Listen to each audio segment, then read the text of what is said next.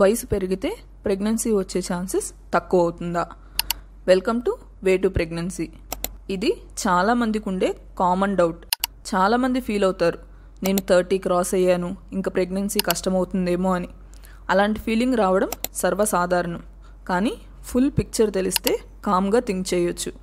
Truth ఏంటంటే, women's fertility అంటే ability to get pregnant 30 తర్వాత కొంచెం స్లో అవుతుంది.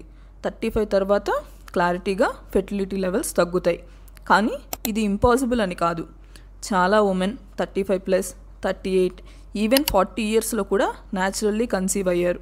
కీ పాయింట్ ఏంటంటే, ఎగ్ క్వాంటిటీ తగ్గుతుంది, కానీ ఎగ్ క్వాలిటీ ఇంపార్టెంట్. క్వాలిటీ మంచిగా ఉంటే ఛాన్సెస్ స్టిల్ ఉంటాయి. And now thanks to technology, egg freezing, fertility treatments, better medical guidance available ఉంది. So age is not the only thing to consider.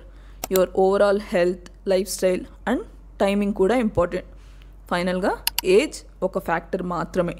మైండ్లో fear కన్నా clarity and సపోర్ట్తో plan చేస్తే పాజిటివిటీతో journey continue చేయొచ్చు.